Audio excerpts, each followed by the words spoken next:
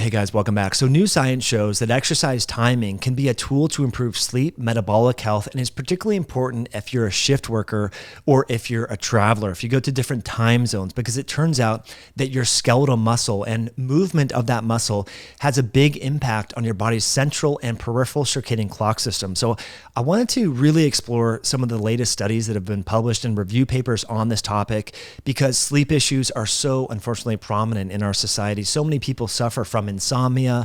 Women going through menopause wake up oftentimes at 2 or 3 in the morning and can't fall back asleep. And this could be a tool to consider. The tool specifically we're talking about today is exercise, and specifically talking about exercise timing.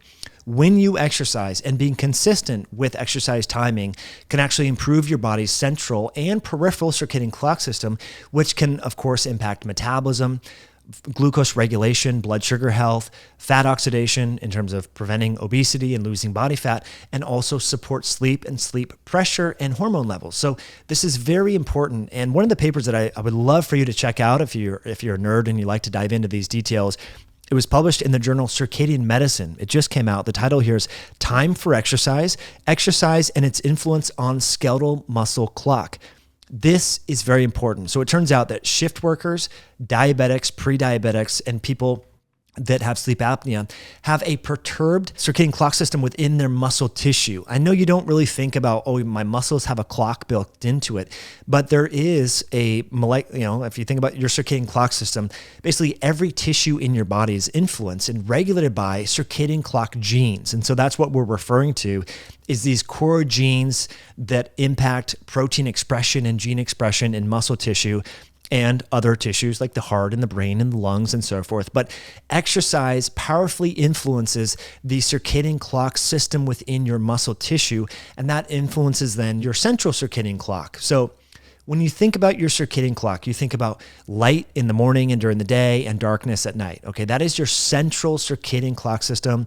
These there's photoreceptors that influence this.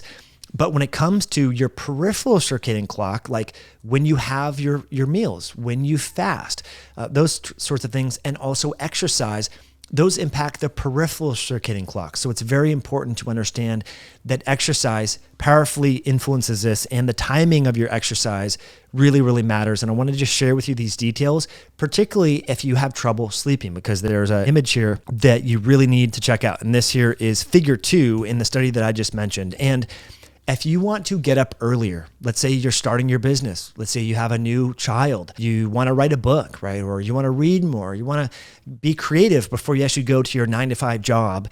If you start exercising in the morning, you can actually shift and become more of a morning person. And so what this study actually found is people who exercise early in the morning can impact their circadian clock system up to 2 hours. And I think this is important, again, for shift workers, for people who just want to get up earlier and have a hard time initially struggling with getting up. If you get up earlier, just start exercising and be consistent with that exercise, because again, when it comes to the circadian clock system, consistency trumps all. With light, with darkness, with meal timing, and now we know exercise timing is an important regulator of your body's circadian clock system. So really, really important, especially for shift workers. And I want to get into these details, but first, thank you for being here. Thanks for sharing this video if you found this helpful. I'll put links in the show notes to these articles because they are, I think, very important, particularly for people who have insomnia, prediabetes, diabetes, and also if you're a shift worker. This information is very powerful. Also, because we're talking about exercise, exercise is near and dear to me, and I want it to be a part of your life. One tool that can help you get more mileage from your exercise sessions is the updated electrolyte sticks from Myoscience. What's unique about this combination, it's a multi-ingredient. It's a lot different from all the other electrolytes out there that just feature your conventional electrolytes like sodium, magnesium, potassium. All those things are great, but what's different in the electrolyte sticks is the source of the sodium, magnesium, and potassium. You're getting Redmond real salt, not that USP sodium that's imported from who knows where. You're getting Albion chelated minerals, and you're also getting creatine and taurine. These are nutrients that support athletic performance, and when they're paired with electrolytes, there's a synergistic benefit, as several studies have actually found that we've talked about over the years. So you can have this as a pre-workout or an intra-workout, or before or after sauna sessions is the most popular times that people are reporting clinical feedback from with regards to their reviews. There's over 300 reviews over at myoscience.com. You can check out what people are saying with regards to the taste, the mixability, how they're benefiting from using this while they exercise. And as a podcast listener, you can save using the code podcast over at myoscience.com. That's MYOXCIENCE.com, myoscience.com. Be sure to use the code podcast at checkout. Okay, so getting back to the important aspects of exercise, and specifically as it relates to muscle, and as a sort of Zeitgeber, meaning an influencer and supportive agent of your circadian clock system. So studies have shown that diabetics, people who have insomnia, people who shift work have perturbed circadian rhythms within their muscle tissue. And this is part of the reason why when you just have one bad night of sleep or you stay up until 3 a.m, why your blood sugar levels and your leptin levels and your cravings and blood glucose control is usually out of whack the next day. It's because the circadian clock system within your muscle is perturbed. And one way that you can circumvent this or ameliorate this is by way of exercise. So if you ever go out partying, if you ever have jet lag or have to take a red-eye flight or something, the best thing that you can do is to go out and get your retina exposed to sun. So go out and exercise outdoors, because this can help to retrain and re-entrain the clock system, the circadian clock system within your muscle, and also centrally by getting light exposure when you exercise. Very important. In fact, studies show that shift workers, when they exercise, have better blood sugar control. Okay, so some of you, I've read your comments before, you're an ICU nurse or a medical doctor in the ER, or I've seen some oncologists and so forth that work in the hospital and have the night shift and so forth. Bless your hearts for your occupation. But just know that you are setting yourself up physiologically to have higher risk of different diseases like heart disease, hypertension, and diabetes. So this is why exercise timing is going to be one of your best friends, because strategically timing your exercise and being consistent when you exercise can help support and entrain this whole circadian clock system. This is powerful stuff. And so I don't want people to split hairs over, well, should I exercise in the morning or should I exercise at night? Exercise when you can consistently exercise. That's the thing. If it's noon, try to do it every day. If it's 8 a.m. or 6 a.m, just try to be consistent with that. It doesn't mean that if your child's sick and you were up all night that you totally skip exercise. If the only time you can do it is at 6 p.m., then that's better than nothing. But again, try to be consistent. And if you regularly exercise at 8 p.m., just understand that that might shift your circadian clock system. So you're probably not going to be a morning person, because as various studies in both humans and animals have shown, that people who exercise late in the day tend to have a circadian rhythm that's shifted a little bit more. And so their melatonin release could be different. But again, remember, when it comes to metabolic health specifically, about up to 85% of whole body glucose is stored in skeletal muscle.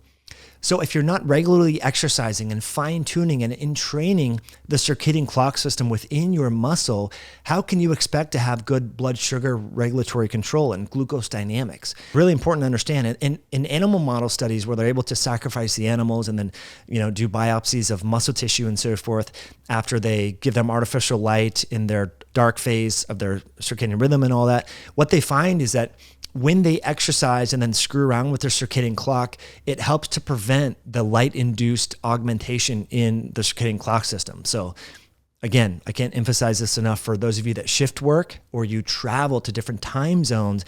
Exercise is going to be very important for you to support this.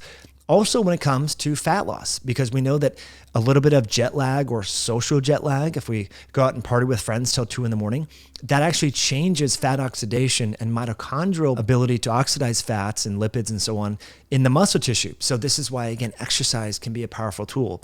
So one of the just practical things that I do when I travel, wherever I go, especially if I go east to west or west to east, one of the first things I'll do is take like a 60-minute walk. I mean, it's great to just see a new city, right? If you go from LA to New York, for example, you can go to the beach or something, or just go outside and go for a walk. Check out Manhattan, right? If you're bi-coastal, these are just things that you can do. And going for a walk and maybe doing some sprints, finding some stairs, that can help to support that sleep pressure and re-entrain the perturbed circadian rhythm that could have been a result of jet lag and so forth within your muscle tissue. So really important stuff. And again, for people with sleep issues, there's a new study here that I want to share with you here. The title is Daily Running Enhances Molecular and Physiological Circadian Rhythms in Skeletal Muscle.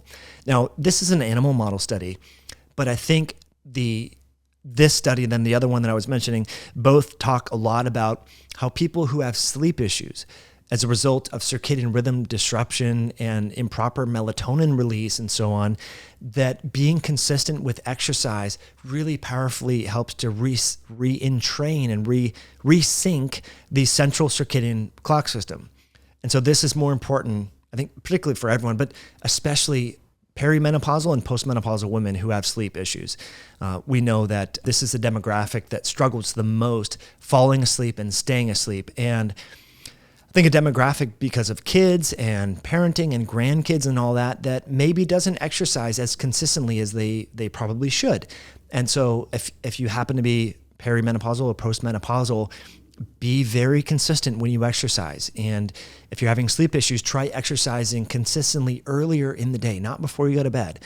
Get up and just go out and do some walking, running, weightlifting, HIIT training, join classes in the morning. That's probably going to be the best thing that you can do to help support sleep pressure and create that sleep pressure and also melatonin release before you go to bed. So I just thought this information is so important for so many people. Again, shift workers, people who travel, people who have blood sugar issues, which is about 85%, unfortunately, of adults here in the US. And then, people that are going through menopause. Very, very important stuff because your skeletal muscle has its own circadian clock, and exercise is the best way to keep that clock primed and regulated. And if we get metabolic disease, that clock gets augmented and it gets skewed. And so we need to resync that by way of consistent exercise. So it's not all about fat loss with exercise or calorie burning with exercise. Sometimes it's just showing up, just going to the gym and just moving your muscles can be a great tool to help to resync that, which again has carryover benefits to blood sugar control, better insulin dynamics. Several studies over the years have found that just like one bad night of sleep can actually change post-meal insulin levels by some 45%, right? And why is that? It's because the circadian clock in the muscle is getting tweaked, and that is reducing the insulin sensitivity within the muscle. So if you go out and party with your friends, get up and go for a walk, go to the gym, try to exercise because you can help to resync that clock. So hopefully you found this information helpful. I would encourage you, this paper in particular was just easy to read. Time for exercise and its influence on the skeletal muscle clock.